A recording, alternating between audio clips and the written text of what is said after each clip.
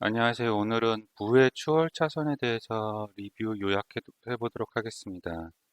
저자는 MJ 드마코이고요. 사업가입니다.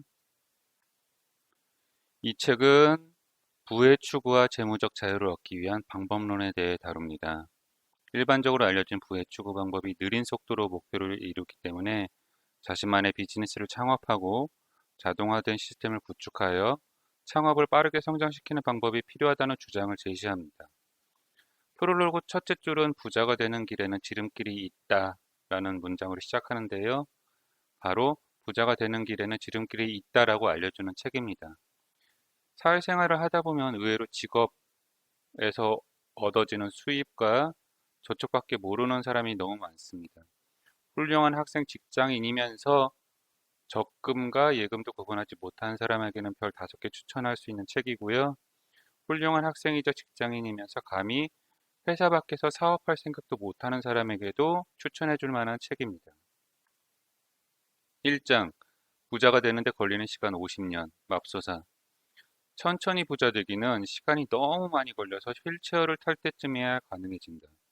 즉 직업에서 얻어지는 소득을 통해서 저축하고 이 저축이 복리 효과를 발휘하게 되는 50년 뒤쯤에야 경제적 자유를 얻게 된다는 거죠. 천천히 부자 되기는 시간을 소모시키는 실패하는 게임이다. 시간을 너무 많이 필요로 합니다. 저자의 사업 성공을 통해 빠르고 기하급수적으로 돈을 벌 수 있음을 보여줍니다. 2장 제대로 공부하고 역경을 이겨내야 목적지에 도달한다. 우리에게 주어진 3가지의 길이 있습니다. 이 길은 각각 다른 가치관을 기반으로 하고 있고요. 첫 번째 길은 인도입니다. 계획 없고 가난한 삶입니다. 즉 소득과는 무관하게 저축하지 않고 그냥 써버리는 삶이죠. 두 번째는 서행차선, 평범한 삶입니다. 성실과 시간을 너무 많이 필요로 함으로써 부를 얻게 될 때쯤에는 휠체어를 타고 있다는 그런 내용이죠. 그리고 세 번째 추월차선, 젊은 시절에 부를 획득 가능한 방법 중에 하나입니다. 물론 저자는 쉽다고는 하지 않았습니다. 3장, 가난을 만드는 지도, 인도. 인도는 그냥 걷는 것처럼 굉장히 느리게 가는 길인데요. 소득이 있지만 계획과 저축이 없으며 부채도 많습니다. 즉 빚을 기반으로 소비를 하는 생활을 하게 되죠. 그래서 더 많은 소득도 무계획과 무저축, 과다부채, 빚, 소비 생활로 무력해집니다. 즉 소득이 높아도 이에 맞춰서 자기의 라이프 스타일을 업그레이드 시킴으로써 업그레이드라기보다는 많이 소비를 지출한다는 거죠. 즉 소득보다 항상 소비와 빚이 많거나 같은 이러한 빚에 짓눌리는 생활을 하게 된다는 거죠. 부가 아닌 물질적인 소비 중심의 생활로 부자처럼 보이는 것에 주력하는 삶, 라이프 스타일의 노예가 됩니다. 그러한 라이프 스타일의 노예가 됩니다. 4장 평범한 삶을 만드는 지도 서행차선. 서행차선은 두 번째 길인데요. 천천히 부자되기 전략의 원동력은 시간과 복리입니다. 하지만 40년 뒤쯤 왜냐하면 시간만이 우리가 그 서행차선에서 활용할 수 있는 유일한 자원이기 때문이죠. 노동소득이 기반이므로 회사에서 수십 년 버티려면 엄청난 정치적 수완이 필요합니다. 뭐 젊었을 때야 취직하기 쉽고 이직하기 쉽지만 나이 들어서는 이게 힘들죠. 주말을 주중에 더 열심히 일하기 위해 존재하는 시간이라고 여깁니다. 다른 길을 탐색하는 시간으로 여기지 않고 아, 다음 주에 더 열심히 일해야지 하면서 쉬는 시간으로 여긴다는 거죠, 주말을. 그래, 하루에 8시간씩 열심히 일하다 보면 결국 사정이 되어 하루 12시간씩 일하게 될 것이다. 로버트 프로스트. 복리는 투자 총액 곱하기 1 플러스 수익률 곱하기 시간, 즉 투자 총액과 수익률과 시간입니다. 하지만 평범한 삶을 살아가는 서행차선에서는 투자 총액과 수익률이 평범할 수밖에 없죠. 결국 남아있는 건 시간밖에 없습니다. 수익률과 투자 총액이 낮아서 수십 년의 시간을 필요로 합니다. 그리고 서행차선을 걷는 사람들은 학력으로 내재가치 상승을 노리지만 이러한 학력, 즉 대학생활, 대학원 생활 이런 것들은 교육부채를 만들고 교육부채는 결국 생계를 위해 일하게 만드는 쳇바퀴 같은 삶을 만들게 된다는 거죠. 5장 부자를 만드는 지도 추월차선. 세 번째 길인데요. 당신 소유의 사업이나 자영업, 기업이 추월차선의 중심이 됩니다. 서행차선은 직업이고요.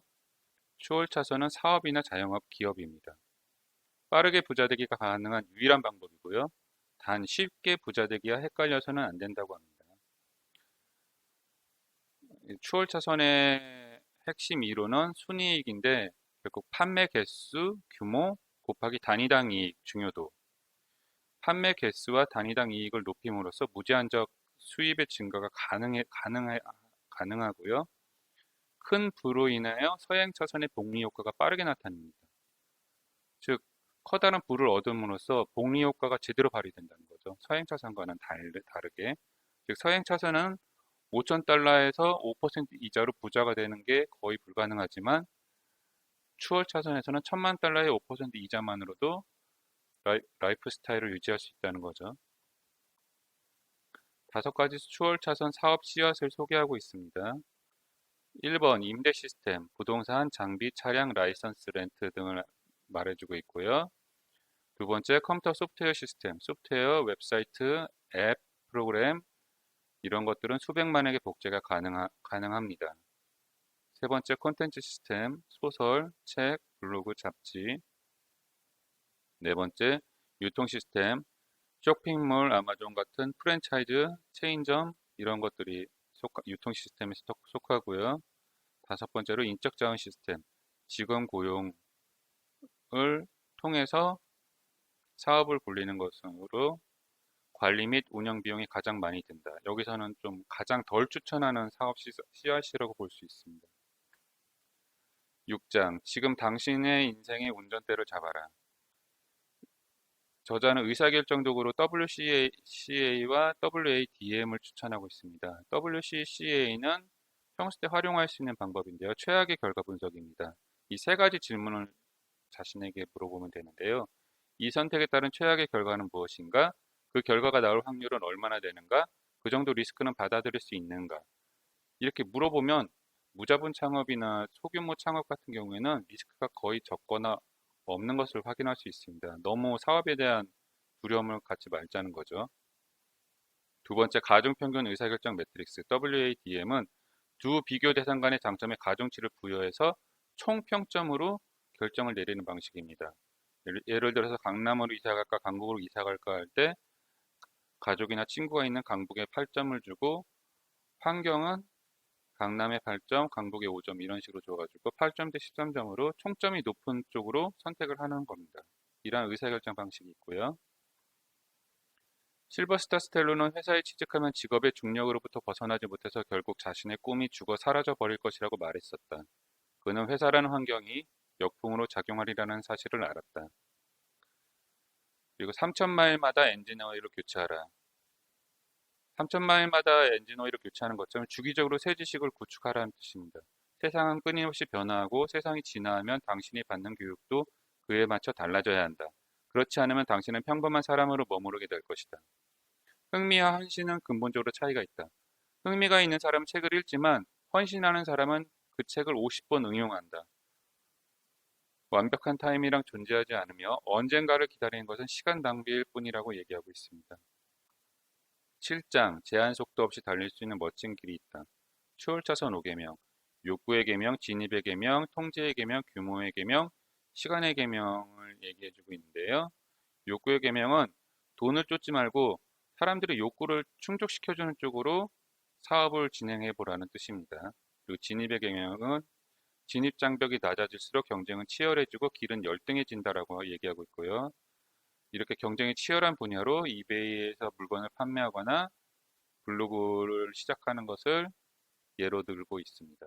통제의 계명, 사업을 주도하라라고 얘기하고 있습니다. 고용되기보다는 고용하라. 특히 다단계의 경우에서 더 특별하게 얘기를 하고 있는데요. 저자는 다단계는 사업과는 별로 관계가 없고 오히려 판매, 네트워킹, 훈련과 동기유발 등과 밀접한 관계를 갖는다라고 얘기합니다.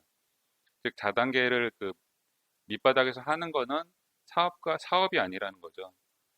하지만 사업 그 자체로서의 매력은 다단계는 강력한 유통체계로 다단계 사업을 운영하는 것에 대해서는 찬성하는 입장입니다.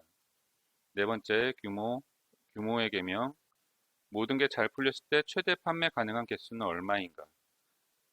요거를 명심해 두어야 되고요.